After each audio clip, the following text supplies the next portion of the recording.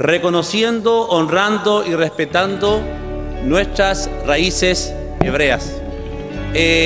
Vamos a tocar un tema que no se enseña en los seminarios teológicos, un tema que va a abrir el entendimiento de muchos pastores, iglesias y ministerios para poder entender bien lo referente a Israel. ¿Será que Dios reemplazó a Israel por la iglesia? ¿Será que ahora Dios está usando la iglesia nomás y que Israel ya está hecho aparte? Y es interesante que podamos conocer este asunto desde el punto de vista teológico y bíblico y también de la historia. Y digo en honor a la verdad porque es importante reconocer que hay años donde transcurre la historia de Israel del 700 antes de Cristo a 325 después de Cristo, que son muy importantes, donde hay muy poca información sobre esto y que tampoco se enseña en los seminarios teológicos. En algunos sí, pero son muy pocos los seminarios teológicos que pueden enseñar sobre ese periodo antisemita. ¿Qué significa eso? Odio en contra del pueblo de Israel, pero en todo ese proceso vemos reyes odiando a Israel. En el periodo de David hacia adelante vemos que David tiene que luchar por Jerusalén porque tribus y ciudades aledañas querían destruir a Israel, sacarlo del mapa como hasta el día de hoy. Nótese que Israel es el único país del Medio Oriente que adora y que exalta a Yahweh. Los demás son todos países islámicos. ¿Qué le parece? Entonces prácticamente Israel se encuentra solo adorando a Yahweh, reconociendo a Yeshua, judío mesiánico. Se encuentra solo con la Tanaj, con la Torá, con la palabra. Y alrededor de él, pueblos islámicos, que lo único que quieren es hacer desaparecer a Israel del mapa.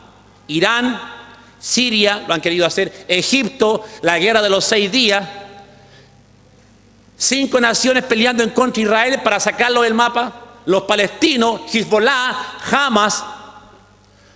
Se ha levantado un odio tremendo y agréguele eso, 1940, la Segunda Guerra Mundial, más de 6 millones de judíos llevados al holocausto nazi, llevados a campos de concentración de Auschwitz y muchos más.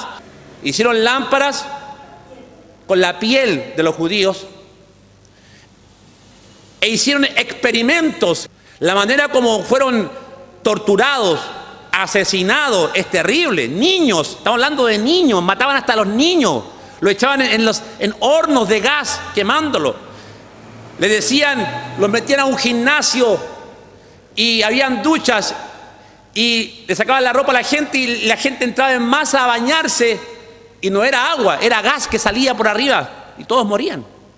O sea, terrible, hermano. O sea, el odio lo ha provocado el mismo Lucifer, que está en contra y que siempre ha estado en contra de Israel. Lo hizo con Faraón, matando a toda la descendencia de los hebreos en Egipto.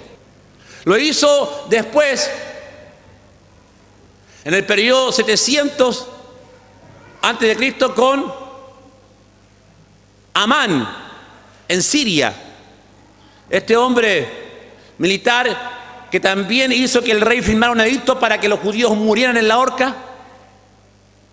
Después vemos, la lista sigue con Herodes el Grande, que Herodes empezó a matar a todos los niños porque no quería que Jesús naciera, el Salvador del mundo, Yeshua. ¡Wow! Y si vemos la historia, Israel es un pueblo muy sufrido, que ha querido ser eliminado, sacado del mapa, pero no va a poder ser eliminado y sacado del mapa, les guste o no les guste a la gente. Porque Israel es la niña de los ojos de Dios, dice la palabra.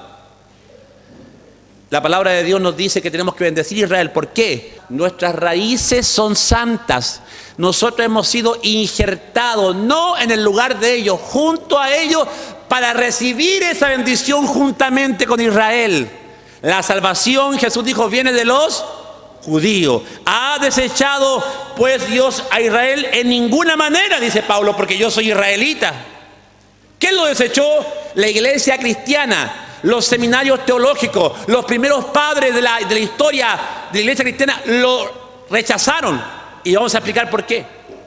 Por eso es que es muy importante que usted sepa cuál es nuestra posición y cuál sería la posición doctrinal correcta que la iglesia, que el pastor tiene que enseñar a su congregación en cuanto a Israel.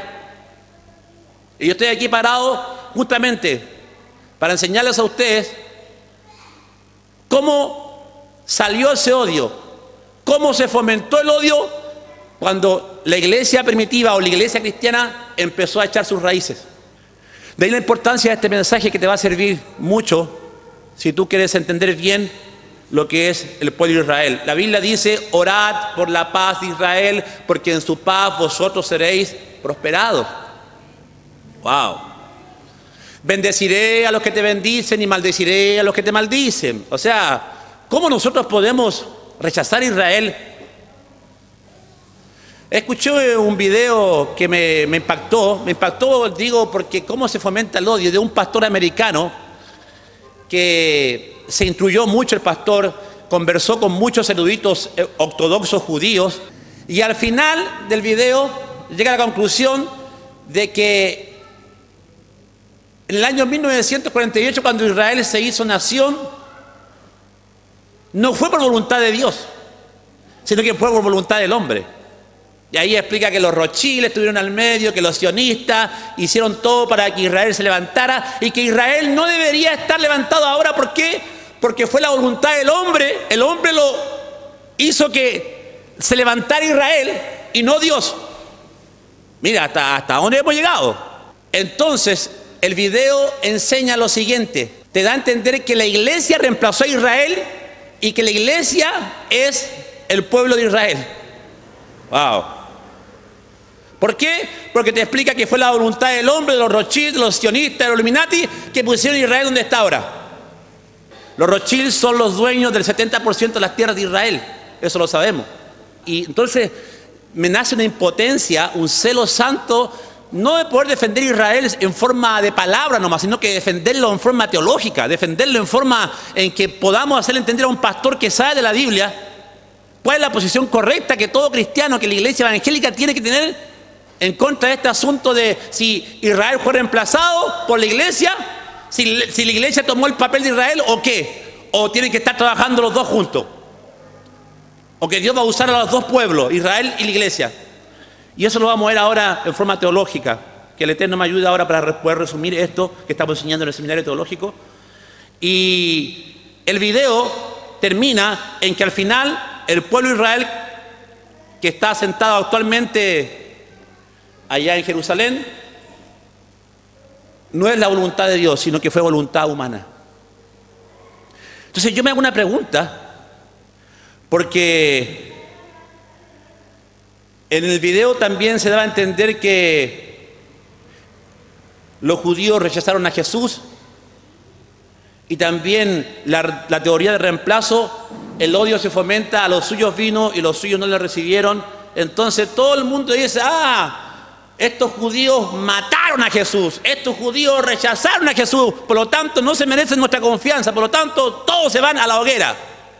Wow. Y el odio sigue y sigue fomentándose, sin poder entender que Dios tiene un propósito para Israel. Sí. Que Dios tiene un programa profético para Israel. Sí, lo tiene. Que Dios tiene un programa profético para la iglesia. Sí, lo tiene. Pero de ambos pueblos hizo uno, porque Pablo dice que la circuncisión no vale nada, porque en Cristo ahora tenemos una nueva creación. Somos una nueva creación. Claro, pero esa nueva creación, ¿de qué se compone? De que nosotros hemos sido injertados en el olivo, que son el pueblo judío, y que de ese injerto Dios ha hecho una nueva creación en Yeshua HaMashiach. Amén. Y eso es lo que hay que entender. Ahora su Biblia ahí rapidito, Romanos 11. Digo pues, ¿ha rechazado Dios a su pueblo? En ninguna manera, porque también yo soy israelita, de la descendencia de Abraham, de la tribu de Benjamín. ¿No ha desechado Dios a su pueblo, al cual desde antes conoció? ¿O no sabéis que dice Elías, la Escritura, como invoca a Dios contra Israel, diciendo: Señor, a tus profetas has dado muerte, y tus altares han derribado, y solo yo he quedado, y procuran matarme?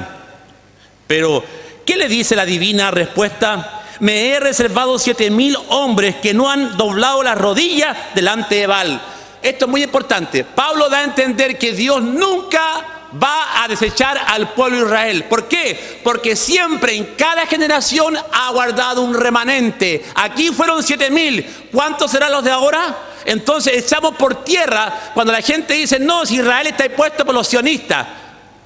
Echamos por tierra el hecho de involucrar que todos los judíos que están viviendo en Israel son judíos del Talmud, son judíos de la Cábala. Mentira, porque hay judíos mesiánicos, hay judíos que aceptan a Yeshua como Señor y Salvador, hay judíos que no lo aceptan, judío ortodoxo, hay judíos que no aceptan ni las dos cosas, pero no por eso Dios va a desechar, porque en Israel también hay un remanente que le espera a Yeshua. También en Israel hay un remanente que enseña las Escrituras, como la iglesia evangélica lo hace. ¿Me explico? Hay un remanente, y Dios siempre ha dejado un remanente. Ahora, ¿por qué Dios permitió entonces de que los Rothschild, que los Illuminati, que la masonería levantara un pueblo?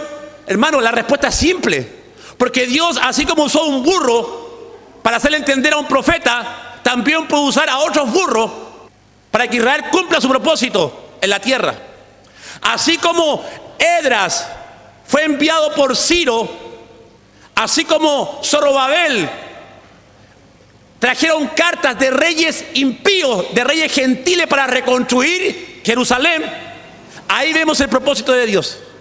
Entonces, hermano, no se extrañe que Dios puede usar a cualquier ente, hermano. Hasta el mismo diablo puede usar para bendecir a Israel, hermano.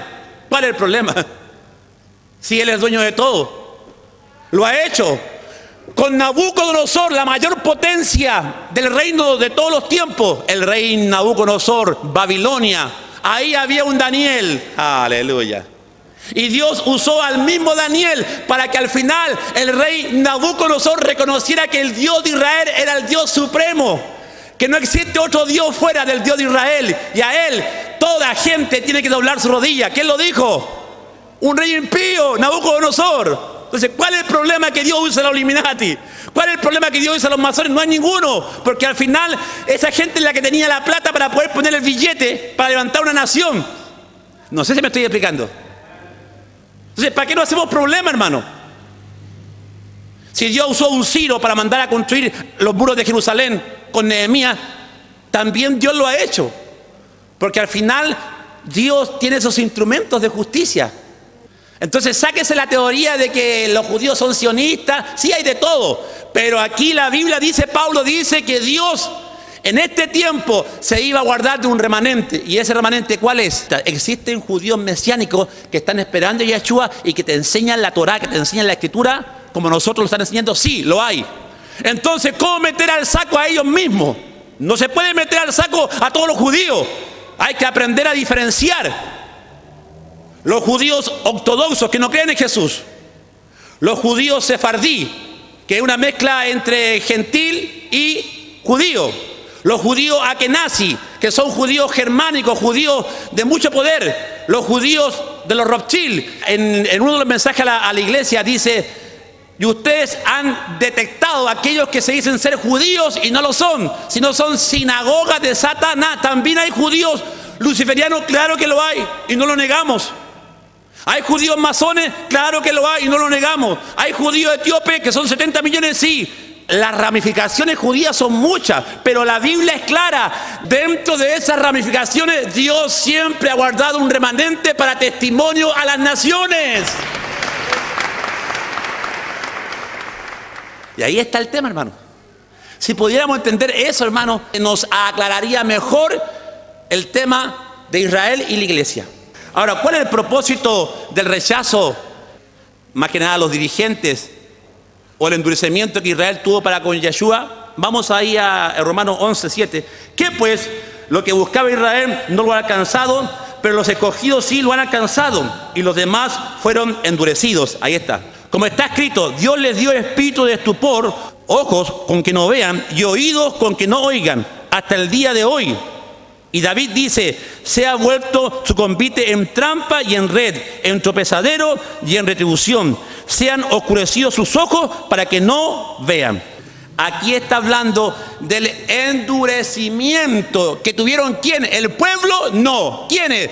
Los fariseos, los saduceos, los celotes, los dirigentes, los intérpretes de la ley, endurecieron su corazón porque el pueblo amaba a Yeshua.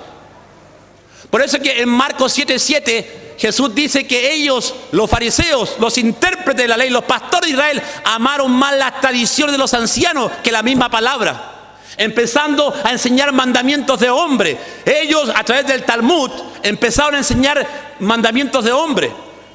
Por eso es que nosotros aquí desde ya decimos el Talmud es esotérico, porque en el mismo libro del Talmud que el talmudista o que el judío de la Cábala tiene, que son 36 volúmenes de libros, dice ahí en un volumen, y fomenta el odio judíos que aceptaban a Yeshua como su Salvador.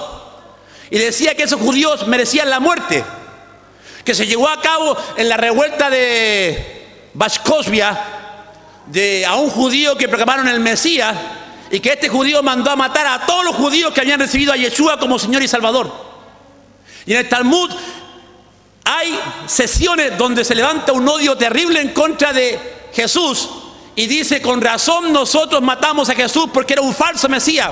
¿Dónde está? En el Talmud.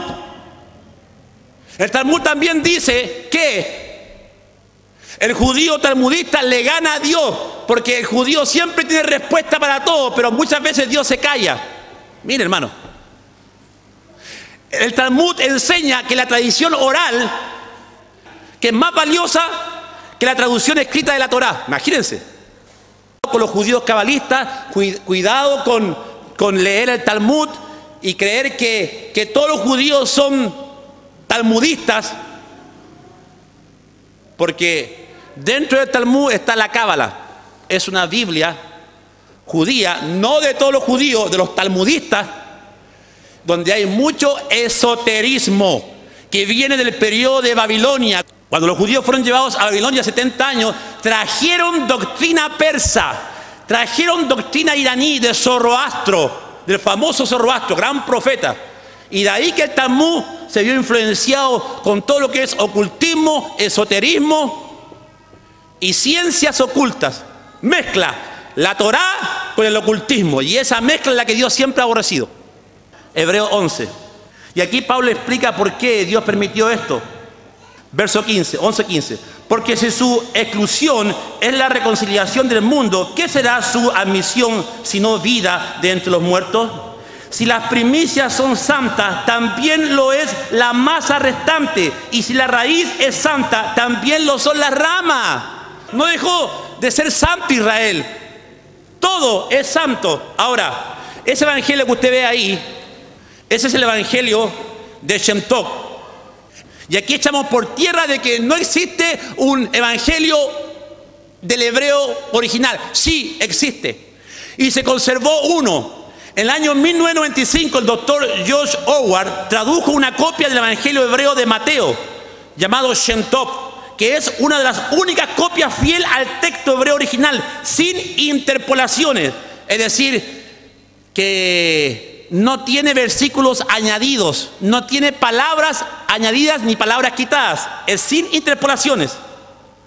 Cuando usted estudia el evangelio hebreo de Shem Tov a profundidad y lo comparas con las Biblias actuales, ahí tú te das cuenta cómo las Biblias actuales le añadieron la Iglesia Católica, los padres de la Iglesia católicos, gente, filósofos griegos, con su doctrina de la filosofía griega, le añadieron versículos, y uno de los que añadieron es tema de debate, de discusión, y que no aparece en el original, es Mateo 28:19, que habla bautizándolos en el nombre del Padre, del Hijo y del Espíritu Santo. No aparece en el original, aparece bautícenlo en el nombre de Yeshua. ¿Y por qué aparece? Porque los teólogos católicos, como ellos adoraban a los tres dioses, Osiris, Isis y Tammuz, quisieron enseñar que también dentro de lo que es la teología cristiana existían tres dioses: Dios Yahweh, Dios Jesús y Dios Espíritu Santo. Tres dioses. Y Jesús dijo: oye Israel, el Señor vuestro Yahweh uno es. Shema, Shema Israel. Escucha Israel.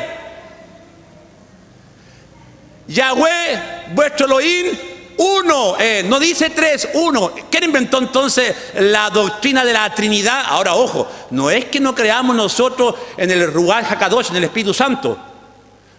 La manera correcta es entender que así usted, como tiene espíritu, alma y cuerpo, Yahweh también tiene su espíritu, su alma y su cuerpo. Lo mostró a través de su Hijo Yeshua HaMashiach, porque era la sustancia del Dios invisible. Entonces, como usted es espíritu, alma y cuerpo, y eso no está separado de usted, está dentro de usted, esa es la manera correcta de poder entender la Trinidad. No son tres dioses como la Iglesia Católica nos quiso hacer parecer. ¿Por qué? Porque ellos justamente adoraban al dios Osiris, a la diosa Isis y al dios Tammuz. Tres dioses. Y ahí nos quisieron meter esa misma creencia pagana, la quisieron seguir de generación en generación. No sé si me estoy explicando, hermano. Claro que creemos en el Espíritu Santo, pero no como lo enseña la Iglesia Católica, lo enseñan los teólogos. Y miren ustedes lo que no te enseña el seminario teológico.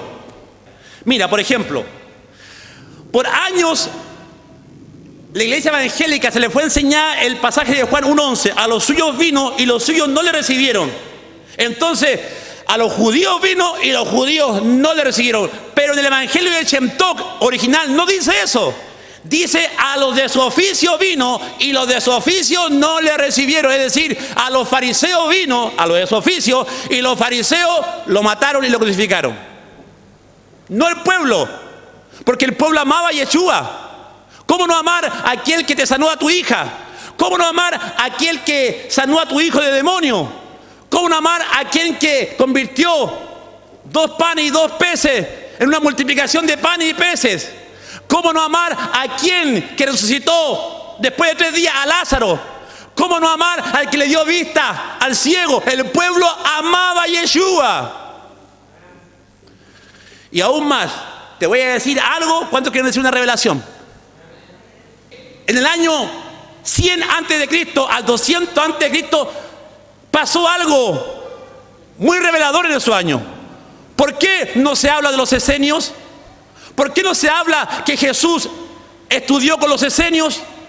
Que Juan el Bautista también era escénico, que eran sacerdotes, que cuando en el periodo de los macabeos 300 antes de Cristo, o mejor dicho, en el año 175, cuando Antíoco Epífanes, rey asirio, uno de los generales de Alejandro Magno, tomó Jerusalén, metió un cerdo, hizo matar un cerdo dentro del templo judío, obligó a los judíos a que ya no respetaran el Shabbat.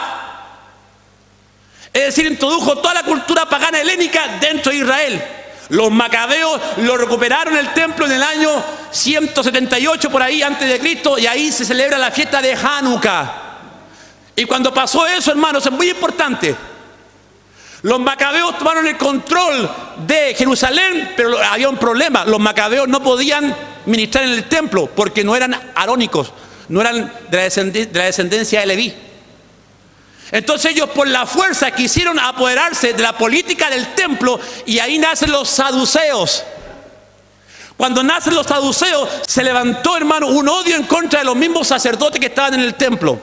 Entonces, como los sacerdotes del templo ya no podían ministrar porque estaban siendo perseguidos por los saduceos, esos sacerdotes, la mayoría, se van a las orillas del mar muerto llamado Qumran, y ahí levantan 26 casas de adoración, de casas donde se enseñaba la Torá como tiene que ser. Y cuando se encontró en el año 1948, se encontraron los escritos del Mar Muerto, ahí los maestros rabínicos se dieron cuenta de que Juan el Bautista comía la misma comida de los esenios, que las palabras que usó Jesús también las usaban los escénicos, que eran los sacerdotes piadosos, le llamaban. Flavio Josefo habla y Flavio Josefo dice que el pueblo lo tenía por gran estima. ¿Por qué? Porque ellos esperaban a un Mesías y ellos se decían decir: vos que clama en el desierto, preparad el camino del Señor. ¡Wow!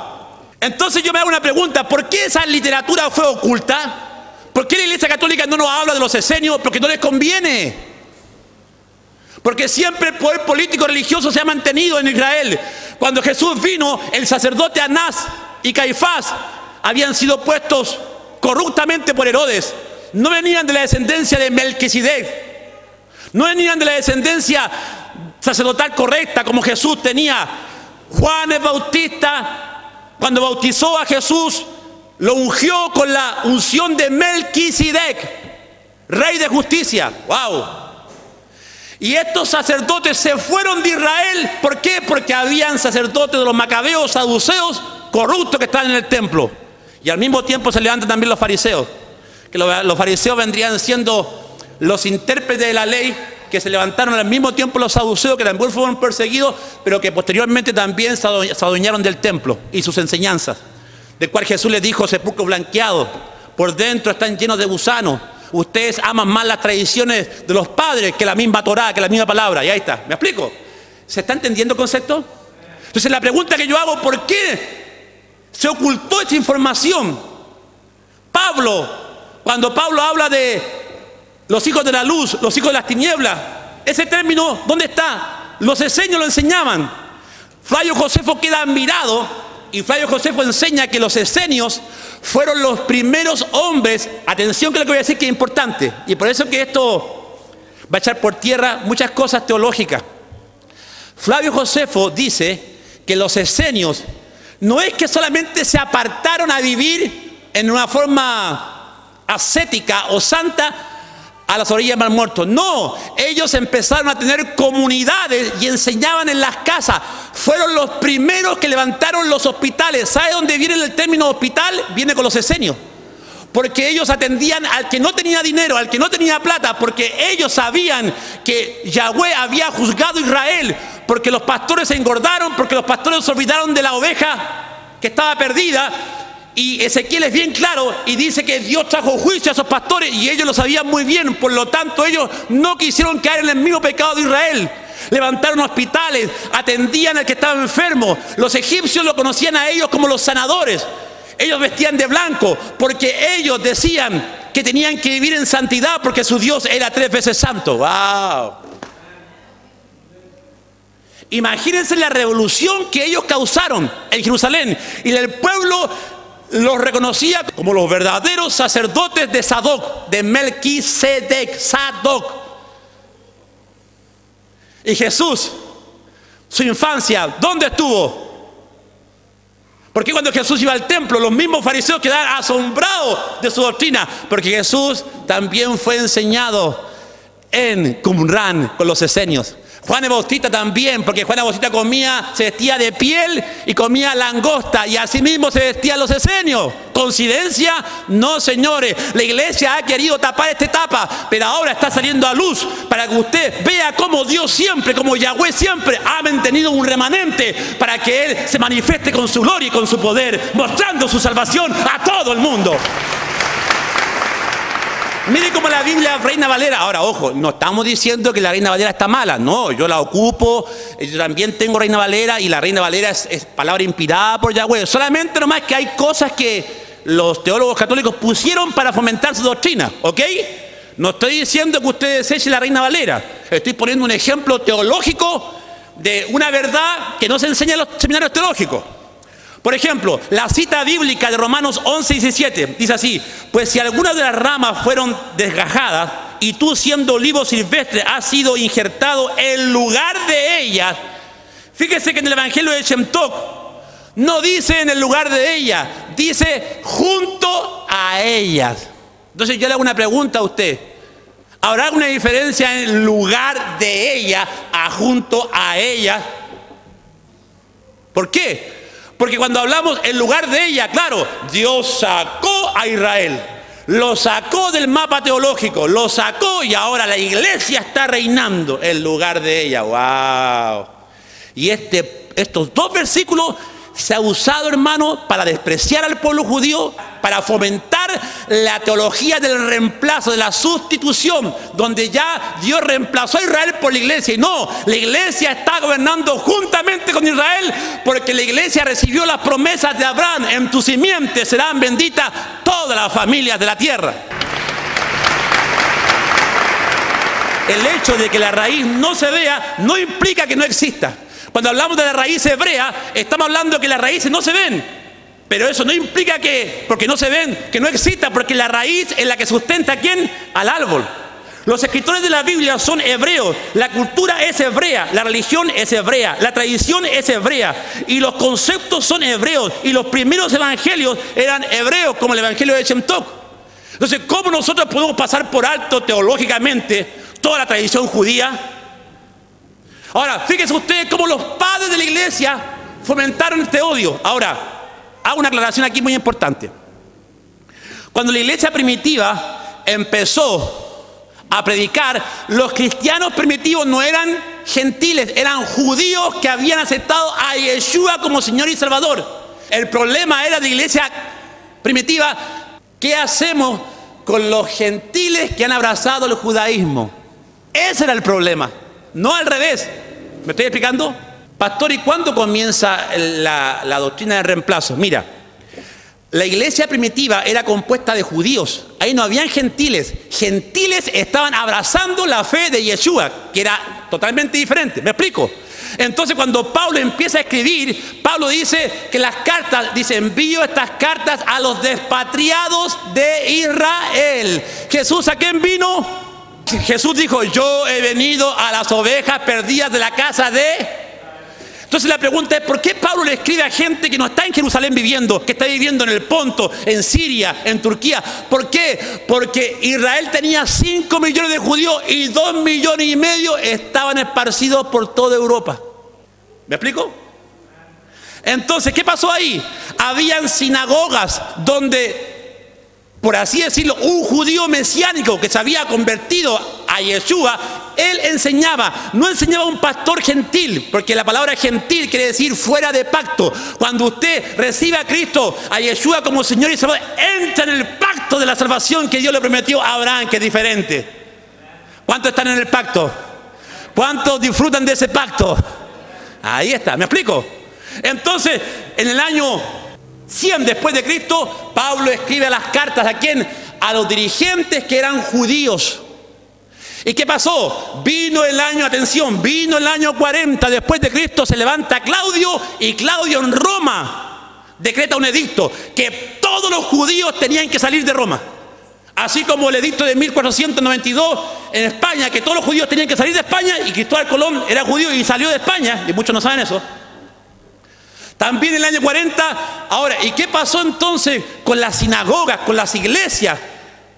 Que sus pastores eran judíos, mesiánicos, que creían en Yeshua, que enseñaban la doctrina correcta de Yeshua y que enseñaban la doctrina de Pablo. ¿Qué pasó con ellos? Tuvieron que irse. Los mataron, los torturaron. ¿Y quién quedó a cargo? ¿Quedó a cargo quién? Quedaron a cargo aquellos gentiles que habían abrazado el judaísmo. Entonces, como Claudio empezó un odio terrible a los judíos, entonces los que se quedaban enseñando en las casas, en las sinagogas, ya eran gente gentil. Pero ahí sucedió algo que es muy importante. En ese periodo, como ya no estaban los pastores judíos, entró el pensamiento helenista griego, donde la iglesia cristiana empezó a ser perseguida también, porque también los cristianos hasta el año, atención, 400, ellos también respetaban el Shabbat. Hasta el año 400 después de Cristo, la iglesia cristiana no se reunía los días domingos, se reunía los días sábados, respetaba el Shabbat. En el año 325, en el concilio de Nicea, Constantino es el que decreta la ley donde se cambia el Shabbat para el día domingo, al dios Sol. ¡Wow! Ahora, pastor, nosotros tenemos que guardar el Shabbat. Usted, pastor, usted líder cristiano evangélico, como se llame, usted no puede decir: usted, pastor Cuyo, está judaizando ahora, porque está dando a entender que nosotros tenemos que guardar el Shabbat. No, no estoy diciendo eso.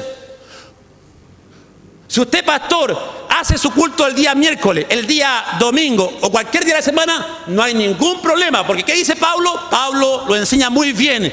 Cada uno quédese como fue llamado. Si fuiste llamado griego, quédese griego. Si fuiste llamado judío, quédese judío. Porque la circuncisión o la incircuncisión no vale nada, porque ahora en Cristo somos una nueva creación. Pero eso a usted, pastor, no le da el derecho de decir que el que respeta el día sábado, entonces está judaizando. Eso es legalismo, eso es legalismo. Usted no tiene derecho de juzgar y criticar al cristiano mesiánico que lo está haciendo. Por favor. Amén. ¿Por qué? Porque es bíblico. Porque fue sacado. Entonces, como ya no habían pastores judíos, Adriano en el año 100 empieza a perseguir más a los judíos. Los primeros padres de la iglesia, que ya no eran judíos, que eran egipcios, romanos, sirios, turcos, griegos, se encontraron con un gran problema. Que si tú, pastor gentil, estabas guardando el Shabbat, sabías que te podían matar. Entonces, la misma iglesia cristiana que se está levantando tuvo que apartarse del judaísmo bajo pena de muerte. Pero gloria a Dios, porque hubieron judíos o gentiles que no se apartaron del judaísmo, que dieron su vida por la causa de Yeshua, y fueron millones y millones. Y esos eran los verdaderos. Porque es fácil decir, no, yo no guardo el Shabbat, no, yo no celebro las fiestas solemnes del Eterno, no, yo no tengo nada que ver con los judíos. Entonces nace la iglesia cristiana, que se hace una gran diferencia del cristianismo del judaísmo. ¡Wow! ¿Se entiende el concepto? ¿Por qué? Porque había una sentencia de muerte al que quería ser judío o al que abrazaba la religión judía. Entonces, cuando pasó eso, los teólogos que se levantaron sabían que los romanos miraban al cristianismo como una religión de esclavos, como una religión miserable, de pobretones, de gente humilde.